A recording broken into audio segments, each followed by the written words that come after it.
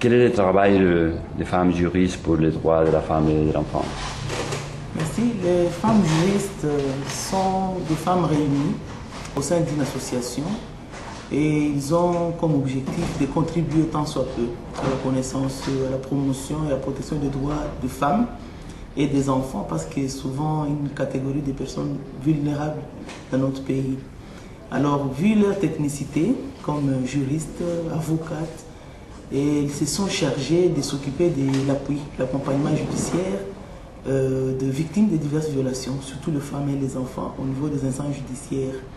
Mais aussi, elles se spécialisent dans la vulgarisation, la sensibilisation des instruments juridiques tant nationaux qu'internationaux, surtout en faveur de la femme et de l'enfant.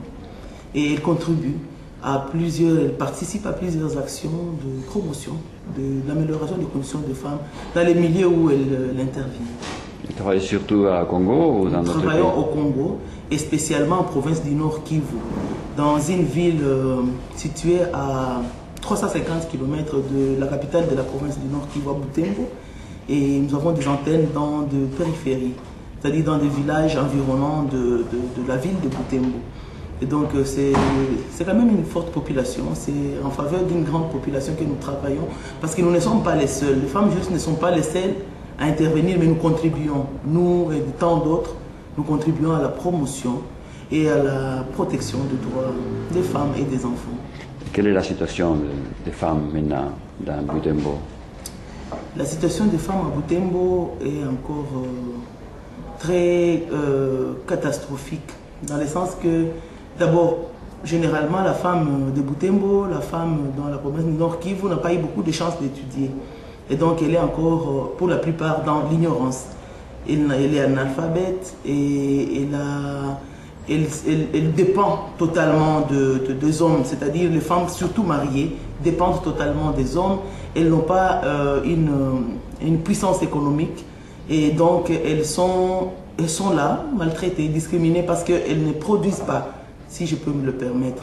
Et donc, dans cette situation, le poids de la coutume aussi pèse beaucoup. Dans la coutume, chez nous, la femme n'a pas une place importante. Et étant considérée comme un enfant, elle est toujours infériorisée, elle reste discriminée. Et elle est aussi ancrée dans les stéréotypes. Elle considère que sa situation doit rester comme telle. Il y en a de ceux-là qui ne fournissent pas d'efforts pour essayer un peu de se libérer de cette situation de discrimination. Mais tout n'est pas à diaboliser, parce qu'il y en a quand même des actions, des organisations féminines, de la base surtout, qui ont essayé de faire beaucoup de sensibilisation et font beaucoup de conscientisation pour que la femme puisse se reconnaître d'abord un être humain au même titre que tous les autres humains et qu'elle puisse se reconnaître un être valeureux. Donc il y a beaucoup de valeurs, qui a des dignités et qui a un rôle à jouer dans la communauté pour le développement, pour la paix, mais aussi pour l'amélioration des conditions, pourquoi pas, pour le mieux-être. La femme doit se sentir à l'aise dans sa peau, mais aussi jouir de son environnement qui doit être positif. Et donc, la femme de Butembo, d'abord en général, comme toutes les femmes, au moins la majorité des femmes du Congo, reste encore soumise à des conditions vraiment très très négatives de la culture, de la coutume. Mais il y en a de celles qui sont en train de se libérer parce que maintenant, on a des petites universités dans les milieux, il y en a des filles qui vont maintenant à l'école, il y en a des filles maintenant qui travaillent, il y en a de celles qui même si elles peuvent être mariées ou pas, elles essaient quand même de jouer un rôle considérable et de chercher à avoir leur place et de se faire considérer dans la communauté comme des personnes jouant un rôle important pour le développement et pour l'émergence, pourquoi pas, du leadership féminin.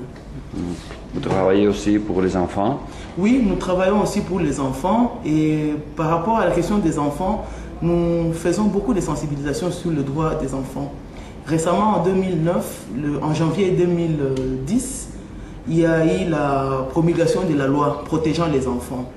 Et comme les enfants n'ont pas été beaucoup considérés dans notre pays, et puis vous faites, les enfants restent toujours des êtres pour traiter, il y en a des gens qui prennent toujours décisions en leur lieu et place, ils sont aussi ignorants de beaucoup des droits qui leur sont reconnus.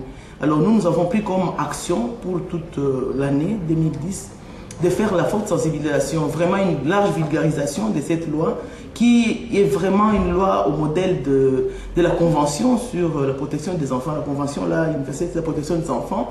Et nous sommes en train de sensibiliser, de conscientiser les parents à savoir qu'ils ont des obligations et qu'ils ont des devoirs, mais que les enfants aussi ont des devoirs et des obligations vis-à-vis de leurs parents. Et donc c'est un travail de conscientisation, un travail de responsabilisation, parce que nul n'ignore que dans mon pays, vraiment, le Congo, en général, et là où je vis, à Butembo, les parents ont un niveau de vie vraiment très bas. Et les parents n'interviennent pas et n'apportent pas ce qui est nécessaire à l'enfant. Il y en a de ces enfants qui ne vont pas à l'école parce que les parents évidemment n'ont pas de moyens ou parce qu'on considère que ce n'est pas une priorité. Les enfants, il y en a ceux-là qui mangent à peine. S'habiller, n'en parlons pas, ils dorment dans des conditions vraiment impossibles. Les enfants ne peuvent pas avoir l'occasion de jouer, d'aller découvrir, d'être informés sur les choses qui se passent dans le monde et dans leur milieu, pourquoi pas dans leur famille. Et nous avons pensé que c'est le moment pour les parents de mettre les enfants dans des conditions vraiment acceptables où on vise d'abord l'intérêt supérieur de l'enfant pour qu'il puisse s'épanouir, pour que cet enfant puisse se sentir utile et être responsable. Parce qu'il y a aussi un fait et qu'on a beaucoup considéré l'enfant comme un être qui n'a rien à faire. Et donc, on ne demande pas son point de vue.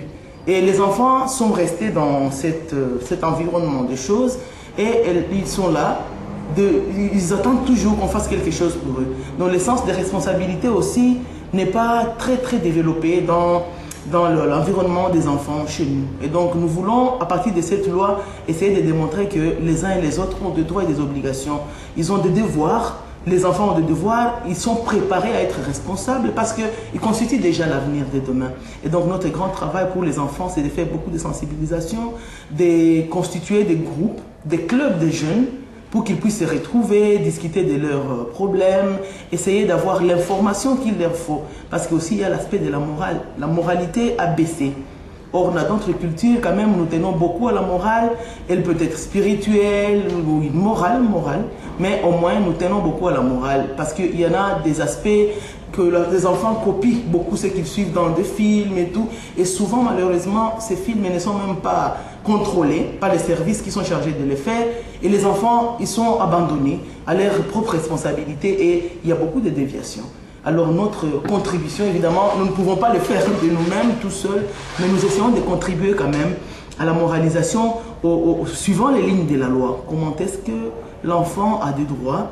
Il doit vraiment être protégé. Et comment est-ce qu'il a un rôle à jouer dans la communauté lorsqu'il a été épanoui, d'abord dans son milieu familial et puis dans la société où il vit, et le préparer à des responsabilités. Donc l'amener à voir que c'est un être qui doit jouer un rôle, qui doit apporter un plus, qui doit contribuer à la reconstruction.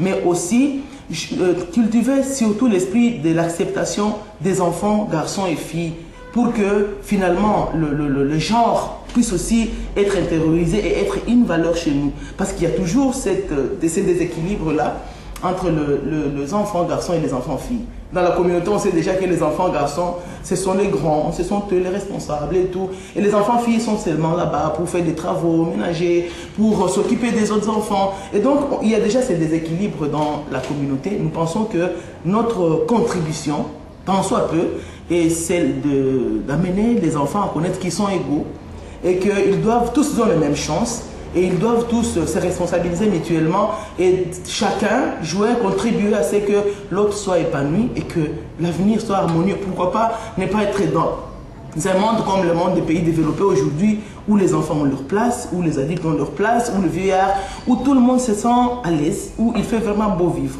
Voilà un peu le travail que nous faisons sur les enfants. C'est vraiment un processus. Hein. On ne sait pas faire brutalement de choses. C'est un processus. Nous y allons, mon lot. Il y en a d'autres gens qui le font d'ailleurs peut-être plus que nous, mais nous à notre niveau, parce que les moyens aussi sont nécessaires pour arriver à atteindre ces objectifs-là, étant limités, oui, par de moyens et par beaucoup d'autres conditions autour de nous. Nous sommes en train de faire le peu que nous pouvons, disposant des textes juridiques promulgués par notre loi, mais aussi des instruments juridiques internationaux que notre pays a ratifiés. Nous avons quand même cette chance de contribuer en donnant les fils que l'information, en informant les gens, en renseignant et en insistant sur les aspects légaux, parce que ce sont des aspects au moins qui s'imposent à tous et qui doivent être respectés de toutes les chacun.